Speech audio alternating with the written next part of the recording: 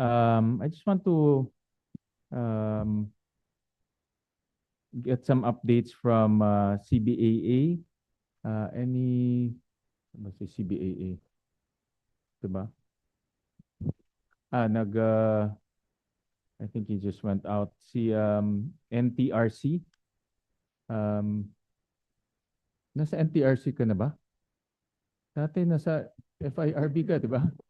Kami po Secretariat, Mr. Chair. I worked with si ED Mark in many sa Create More and many laws eh. So yeah, oo nga, marami from FIRB to NTRC. Any notable accomplishments of any NTRC? And I would attest that NTRC was very active in the Committee on Ways and Means. During that time, we passed 10 laws in the Committee on Ways and Means during the 19th Congress, all of which, or most of which, the Direct ED Mark was there to give his inputs. No? So, and NTRC was well represented as well. So, any notable updates or accomplishments from NTRC? Mr. Chair, good afternoon. So NTRC po is the Secretariat of the Fiscal Incentives Review Board. So as Secretariat, we facilitated po the drafting of the Create More IRR and conducted a series of trainings with the different IPAs to ensure po yung alignment namin pagdating po sa cost-benefit analysis and evaluation po ng mga tax incentives. We are also the Secretariat for the Task Force on Fees and Charges. So just last week po, we conducted a symposium to give update po dun sa mga different government agencies na hindi pa po nag-update ng kanilang fees and charges. Yeah, what we need, Secretary, is and to NTRC is an cost-benefit analysis of the ecozones and IPAs. Yesterday, we had a long budget hearing on the IPAs, tapos kami sa 8 o'clock na. And ang dami talagang IPAs that are non-performing. But yet, every year, we give 200, 300, 400 million. Of course, their objective is, in their mandate, mababasa mo doon, self-sustaining. No? But some of the IPAs never turned profit ever since they were created. No? And we keep on giving them subsidies. So moving forward, we should, I don't know what to do yet, no? But we should rationalize the IPAs and the ecozones kasi ang dami talagang labas tayo ng labas eh. Pag sinuma mo lahat, billions rin eh. No? But walang profit, I don't know if they're generating employment. So may we request from NTRC to look at that, yung CBA cost-benefit analysis? Yes, Mr. Chair. Actually, that's one of the target of the FIRB to check for the compliance ng mga IPAs as well as their performance. Although because of the Create Act and the Create More, so we're giving them more time to catch up, Mr. Chair. But we will definitely do that.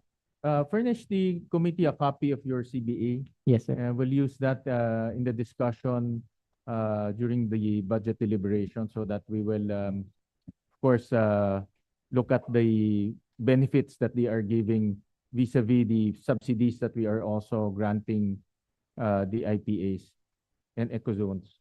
We will do po, Mr. Chair.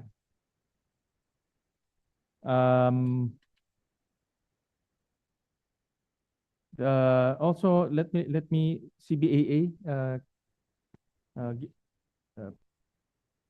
give us an update on your latest accomplishments on how about yung mga umaakyat sa inyong mga bagay na you need to adjudicate. What is the performance of that? Thank you, Senator Win. So based on our accomplishments, for the past year, there were 11 appealed cases amounting to a sum in dispute of about 1.62 billion from all over the Philippines. And we have decided about 11 cases, and there are now on They are now moving for motions for reconsideration. And right now we have 15 pending cases all throughout the country. And for the present year, we have just completed our board last July. So we'll now be moving all cases. We only have few more cases left for decisions of the board. And all of the remaining are in the present for oral arguments, presentation of witnesses, and possible compromise agreement between the local government units and the taxpayer. Many cases on the average, or let me rephrase it. How many cases went up to you in 2024? For 2024, Your Honor, we have 15. And currently, they are being heard for oral arguments and then presentation of witnesses. We are having, for the last 6 months, since the board was not complete, we cannot implement or we cannot resolve. We have resolved already the cases, but we cannot implement it because of the lack of signatories here. Okay. How many board members? There are 5, you know? We have three. Three board yes. members, but now it's complete. Yes, Your Honor. And then in 2024, the 15 cases that were elevated to CBAA, all of those have been disposed. That the 15 cases are now pending, but for the prior years, there were 12 which were appealed and were resolved. So right now, these are the new cases since 2024 and up to present, there are only about 15 and they are all undergoing one is for in different stages of the litigation. What is the turnaround time of cases? So the turnaround would be about from us as early as 3 months or 6 months, and then it can go as long as 2 years, Your Honor, because of the compromise agreement that we are asking from the litigants, from the local government units and the taxpayer. We are actually mandated by law under our alternative dispute resolution to really ask the parties to come up with a possible amicable settlement as much as possible. That is why during the last elections, there were, for example, one of the delays that caused or prolonged the cases is when the chief executive of the local government units will be replaced because he lost the election. So there will be a new arrangement or there will be a new talks between the taxpayer and the local government. All right. And those cases can be appealed pa, no? To the CA, to the Supreme Court. Tama ba? Hindi pa siya final ang decision ng CBA. Well, according to the law, Your Honor, our decision is final. However, Okay. they can still go up to the Court of Tax Appeal and Bank and to appeal the case. And then to the CBA Supreme Court. and to the Supreme Court. Yeah, Yes. because I saw that there are cases na umaakyat pa eh. Yes, Your Honor. Okay. All right. Thank you. Thank you, Attorney Oizon. And lastly, for the Philippine Tax Academy. Yes, Yes, Mr. yes. Chairman. Yes, any notable accomplishments? In 2024, we rolled out 45 courses for the 3 bureaus, BIR, BOC, and BLGF. And we even trained some private sector officials. We targeted 30 and we rolled out 45 courses. And we trained 5,350 learners. Central to our curriculum is integrity education, which is very important for the revenue collectors. We want to encourage them to be more loyal to the country, to improve the way of looking at things. We also developed international partnerships, and we had the Bureau of Customs train people in the National Tax Agency of Japan and KOICA.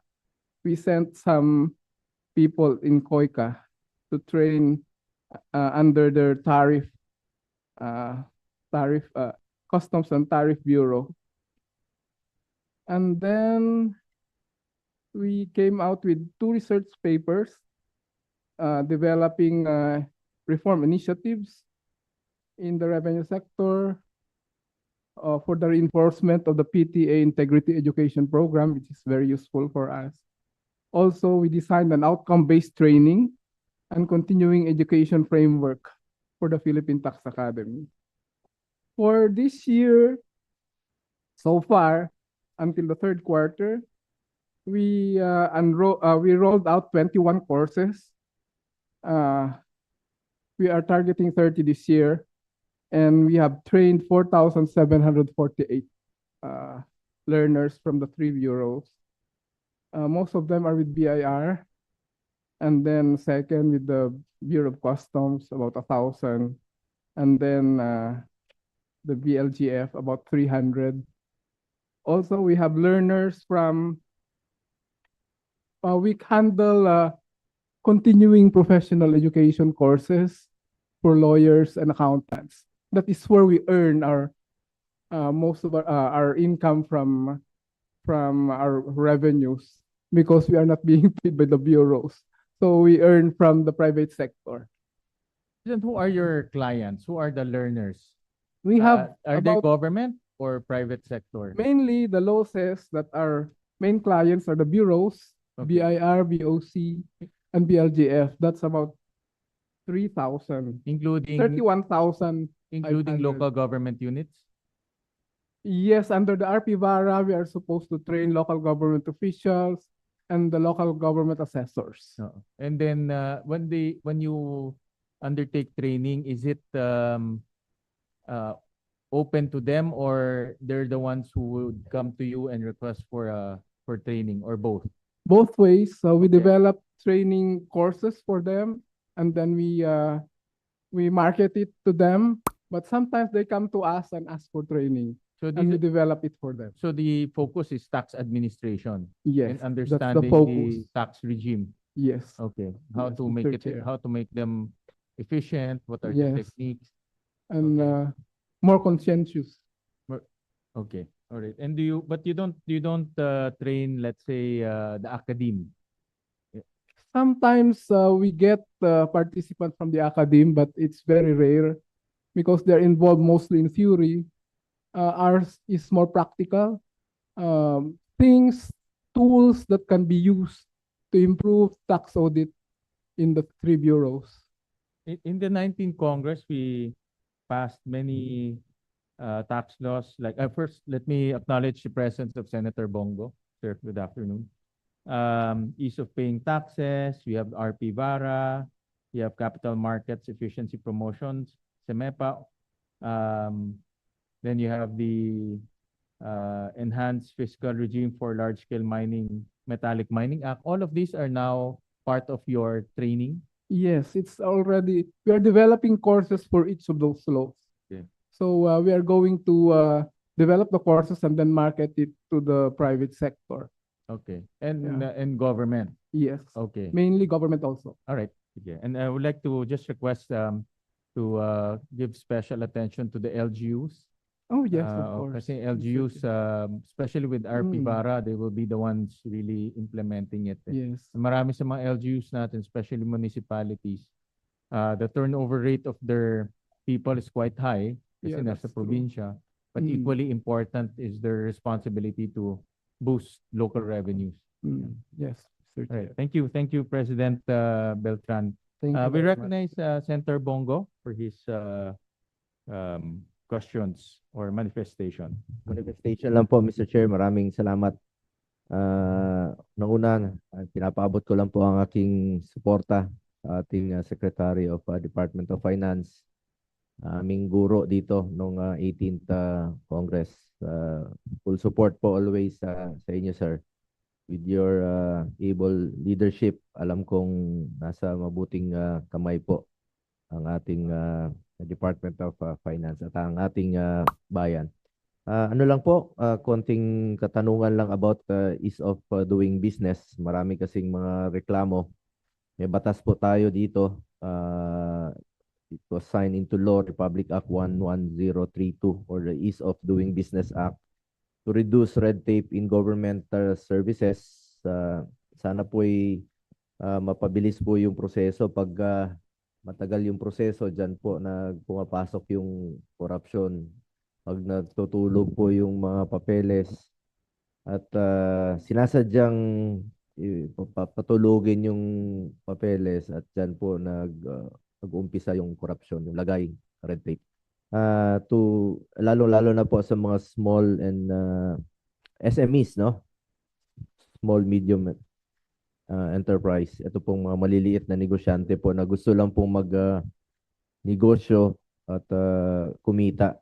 To SEC, what are Securities and Exchange Commission, what are the efforts of the Securities and Exchange Commission in simplifying registration procedures for small and medium enterprises po? Yun ang kadalasan nating naririnig na reklamo po. Thank you very much, Mr. Chairman. Thank you very much, Senator Go. Yeah, I assumed office, I think, in June. And since then, ease of doing business is a top priority in the SEC. Along that line, we have tightened our timelines. No, we adopted a deemed-approved policy that if the SEC is not able to deliver on the internally agreed timeline, the transaction is deemed approved. No, so and number two, we have strengthened our online company registration system. Before, it covered only about 33 companies, company categories. Now it covers more than 80 company categories where people who want to register online to make themselves a company, like the SMEs that you referred to, can do it online. No? And I personally tried it. I was able to register a company for only 2 hours, under 2 hours, Mr. Chairman. And it's becoming popular. I understand the data would show that there are many registrations now. One additional thing that we did on this online registration system for new companies is we also included companies with foreign investors. No? Unlike before, where it was limited to companies where the investors are purely local or domestic. No? And that's in fulfillment of our commitment, no, to foreign investors to make ease of doing business in the Philippines. No? You mentioned about MSMEs. No? That's also a big part of the agenda. In fact, we extended a 50% discount for MSMEs becoming companies, because what we would like to do at the SEC is to invite or get these MSMEs, most of which are sole proprietorships, individuals, into the formal economy by becoming corporations. Hopefully, on the long term, they will become publicly listed companies to help develop our capital market. We also, even for non-MSMEs, again, to help further encourage the development of capital market, we also extended the discounts, at a time bound though it may be, just to demonstrate that in the SEC we're serious at easing doing business in the Philippines and developing our capital market. Even little matters like getting documents from the SEC. In fact, that was the first circular that I issued. We reduced our fees by 50%. Again, that may not be very big measure, but it sends a strong message that we want our stakeholders, especially the investors, to have ready access to documents so that they can really see whether the companies that they want to invest in are worth investing in, the chairman. And that's also in line with transparency. We want the documents readily accessible at the least possible cost to our investors, Mr. Chairman, and especially people who really want to invest their money into the formal economy, Mr. Chairman. And We also relaxing our rules, no, on, as I said, in implementation of the ARTA, the 3 days, the 7 days, 20 working days, Mr. Chairman. Again, in line with our DIP-approved policy, that if we are not able to deliver on those timelines, the transaction is DIP-approved. Of course, subject to certain exceptions like companies getting secondary licenses. For example, if you're a stockbroker, of course, we have to do extra due diligence. That's why these are exempted from the 20-day rule, Mr. Chairman. Even on, again, on capital markets, we have this 45-day deadline. But what was happening in the past was it was 45 days for the SEC to approve the application, but it's the applicant